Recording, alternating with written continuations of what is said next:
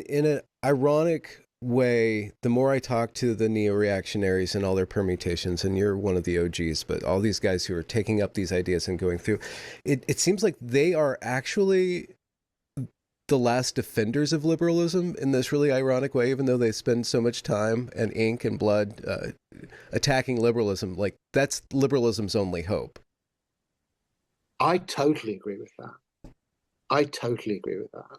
Yes. I think that's what, I think in its essence, neo-reaction was exactly that. And I think, Yarvin, who's obviously the kind of major figure and, is explicitly and overtly polemically anti-liberal, is actually best described, as you say, as being engaged in a desperate project to protect liberalism. So, yeah. There in our conversation about China and capitalism in the Jewish Protestant capitalist ideology, it seems that what we were talking about, this total upward mobility, this nobody above you, this, it's very individualist, but at the same time, it seems in that trichotomy, like the capitalists and the ethno-nationalists, that's what you see that in the H-1B fight. Like, they're really at odds with each other. And I'm wondering maybe if that what the theonomist or that religious component is the necessary way to get those two people to work together. I wonder if that trichotomy is actually important. I think not just these people stumbled into the same corner, but they actually need to rely on each other. Yes, no, I think that's very insightful, and I think it's very true. And I think it works. It's like, I mean, I don't want to be blasphemous in this, but I honestly think theological Trinitarianism actually is a very good model of, you've seen these, there's a kind of meme version of it, is not, is, like, it's a complicated relation. All the elements of the trichotomy, all three elements, as you've said, they all have not insubstantial conflicts with each other. Your H1B1, that's a great example. But at the same time, ultimately, it's really is, you either hang together or you hang separately.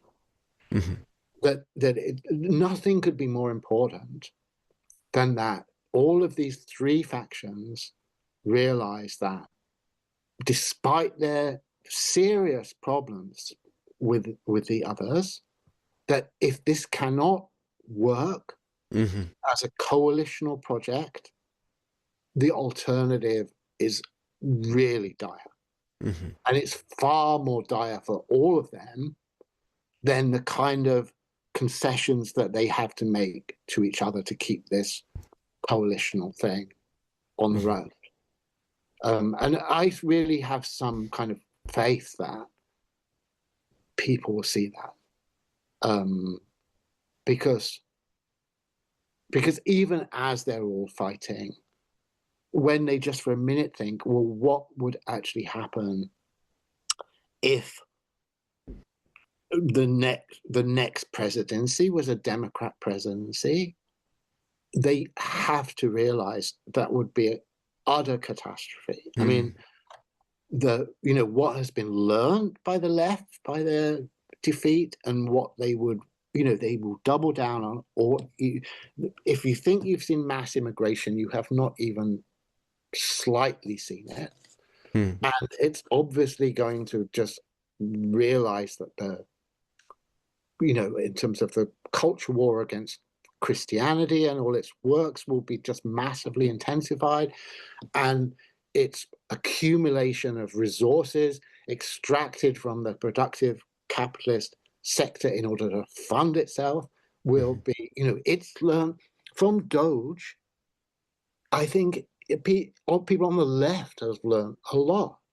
Like, I don't think many left-wing activists, they've had some vague sense, all this thing that there's money going to NGOs and it's going to permanent bureaucracy and these people are all on the side and that's great. But I don't think they clearly realized, wow, we had something so good going on there.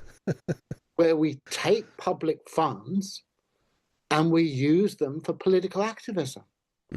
So you've Shape the got a world in our split image. economy. You've got a capitalist side of the economy that produces goods and services for the people, and you've got a counter-capitalist economy that extracts resources for hostile political activism. It doesn't have to produce anything useful. It doesn't have to. All it is for is political warfare, and the asymmetry is absolutely stunning. It's absolutely stunning. Like someone like Elon Musk, who is obviously this boogeyman figure now for them.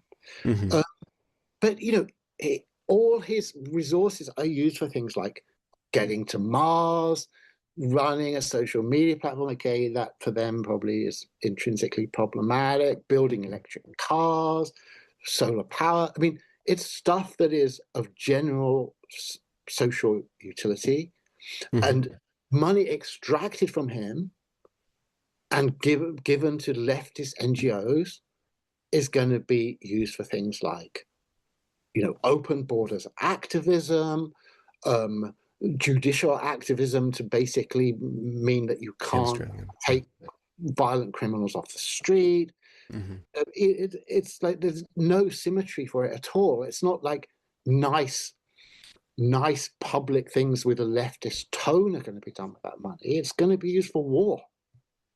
And so, for sure, if the MAGA coalition doesn't realize this, compared to that, I don't underplay these internal tensions. Like, they're serious. H1B thing is it's a serious, interesting issue, but the scale of the thing here is there's no comparison. Yeah, that's interesting. That's what I keep on thinking when